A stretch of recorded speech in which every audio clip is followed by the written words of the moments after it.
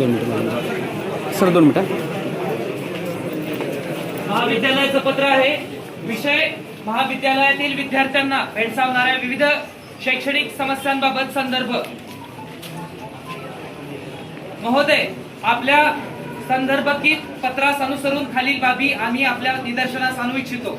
आपल्या पत्रातील मुद्दा क्रमांक 1, गेली अनेक वर्ष आपण महाविद्यालयातील विद्यार्थ्यांकडून विविध विषयांसाठी दंड आकारत आहात. हा आकारलेला दंड पूर्णपणे अनैतिक आहे, तरी तो विद्यार्थ्यांना परत करावा. स्पष्टीकरण. आमचे महाविद्यालय विद्यार्थ्यांकडून कोणत्याही प्रकारे अनैतिक दंड आकारला जात नाही. जो दंड अपेक्स बॉडीने मंजूर केलेला होता तो बंद केला जाईल. त्या जागी विद्यापीठाच्या अटेंडन्स नियम लागू होतील व 1 जानेवारी 2026 पासून दंड आकारला असेल तर त्याची पावती घेऊन शिक्षकांना भेटून त्यांच्याकडून घेऊन दंड परत केला जाईल. एखादा विद्यार्थी जेन्युइन रिझन नसतानाही उशिरा आला तर त्या विद्यार्थ्याला वर्गामध्ये घेऊ नये. आपल्या पत्रातील मुद्दा क्रमांक 2, महाविद्यालयातील सुट्ट्यांचे प्रमाण फारच कमी आहे. AICTEच्या निर्देशनानुसार विद्यार्थ्यांना नियमित शासकीय व साप्ताहिक सुट्ट्या मिळाव्यात. स्पष्टीकरण. साप्ताहिक सुट्टी दिली जाईल. आपल्या पत्रातील मुद्दा क्रमांक 3, महाविद्यालयातील लागणारी स्टेशनरी माफक दरात असावी व भरलेल्या पैशांची पावती विद्यार्थ्यांना मिळावी. स्पष्टीकरण. स्टेशनरीच्या दराबाबत महाविद्यालयाच्या कोणत्याही प्रकारे संबंध येत नाही. विद्यार्थी ज्यांच्याकडून स्टेशनरी घेत आहेत त्या वेंडरला पावती देण्यास सांगितले जाईल व वेंडरचा प्रतिनिधी नेमला जाईल. आपल्या पत्रातील मुद्दा क्रमांक 4, आतापर्यंत आकारलेल्या सर्व दंडाचा हिशोब मिळावा व त्या कमिटीमध्ये विद्यार्थ्यांचा समावेश असावा. स्पष्टीकरण. महाविद्यालयाने आतापर्यंत कोणत्याही प्रकारे अनैतिक पद्धतीने दंड आकारलेला नाही. जो काही दंड आकारलेला आहे तो नियमाप्रमाणेच आहे. त्याच्या पावत्या विद्यार्थ्यांना वेळोवेळी देण्यात आलेल्या आहेत.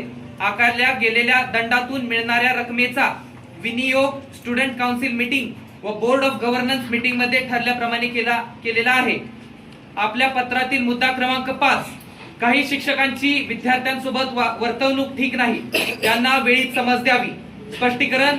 विद्यार्थ्यांनी केलेल्या तक्रारीवर महाविद्यालयाने वेळोवेळी कारवाई केलेली आहे. आपल्या पत्रातील मुद्दा क्रमांक 4, स्टुडंट काउन्सिलची नियुक्ती कोणत्या आधारे होते आणि मीटिंगचा आढावा विद्यार्थ्यांना दिला पाहिजे. स्पष्टीकरण. महाराष्ट्र सार्वजनिक विद्यापीठ अधिनियम 2016 नुसार स्टुडंट काउन्सिल स्थापन करण्याबाबत आतापर्यंत विद्यापीठाकडून कोणतेही निर्देश आलेले नाहीत. तरी सुद्धा विद्यार्थी हिताचा विचार करून जुन्या पद्धतीने स्टुडंट काउन्सिलची स्थापना केली जाते.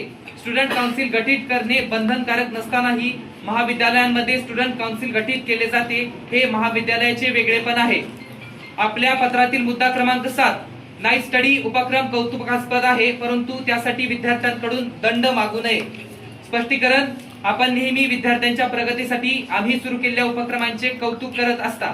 अशाच प्रकारे आपण नाईट स्टडीच्या उपक्रमाचे कौतुक केले आहे.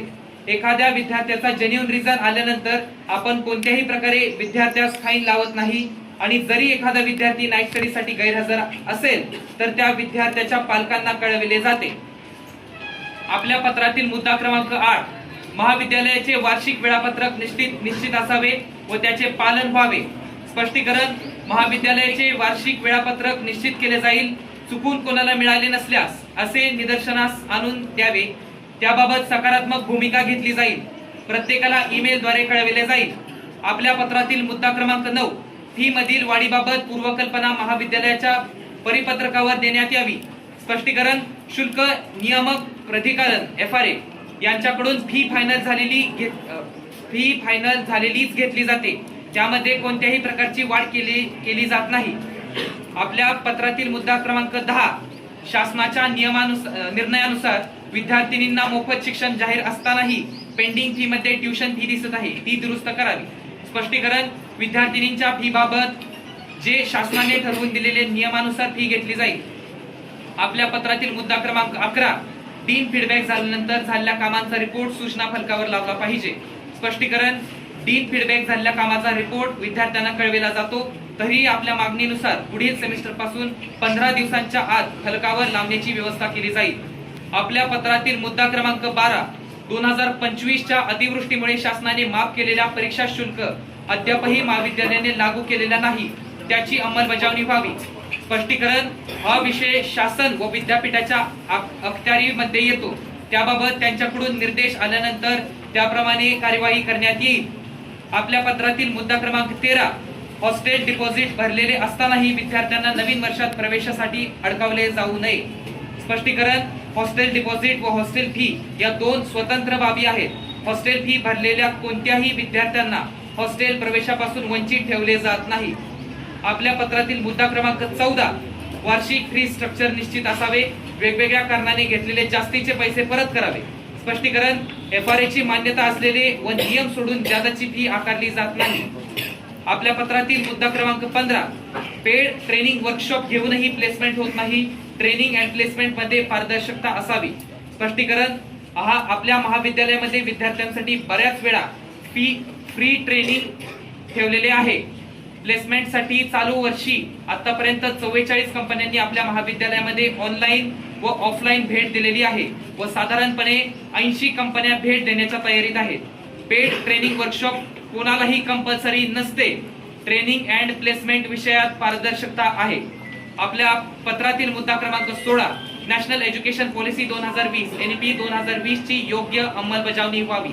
स्पष्टीकरण: नॅशनल एज्युकेशन पॉलिसी 2020 राबविण्यामध्ये अग्रेसर असणाऱ्या मोजक्या महाविद्यालयांमध्ये आपले महाविद्यालय आहे. आपल्या पत्रातील मुद्दा क्रमांक 17, महाविद्यालय वेळेत सुरू होऊनही सिलेबस पूर्ण होत नाही, या गंभीर बाबीवर लक्ष द्यावे. स्पष्टीकरण: वर्गातील सर्वच विद्यार्थ्यांचा विचार करून शिक्षक शिकविण्याची भूमिका पार पाडित असतात. विद्यार्थ्यांचा फीडबॅक घेऊन त्या अनुषंगाने कार्यवाही केली जाते. महाविद्यालय प्रशासन सदैव विद्यार्थ्यांच्या हितासाठी आणि पारदर्शक कारभारासाठी कटिबद्ध आहे. आपण उपस्थित केलेल्या विधियक सूचनांची योग्य दखल घेतली जाईल. कळावे. प्राचार्यांतर्फे कॅम्पस इंचार्जांतर्फे हे पत्र आहे. ठीक आहे.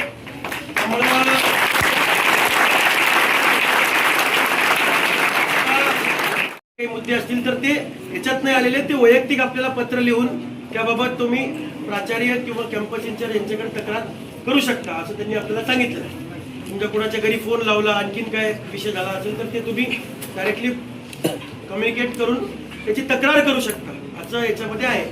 हॉस्टेलच्या विषयातली पण एक त्याच्यामध्ये लिहायचं राहिलं, पण हॉस्टेलमध्ये जे आपण म्हटलं होतं की डिपॉझिट जमा केलेलं आहे, तर फक्त जी 300 रुपये कॉलेजची फी आहे ती भरून पुढच्या वर्षी म्हणजे पुढच्या वर्षामध्ये आपल्याला प्रवेश मिळतो. बघ नंतर हॉस्टेलची फी भरण्यासाठीची मुदत आपल्याला वेगळी दिली जाते.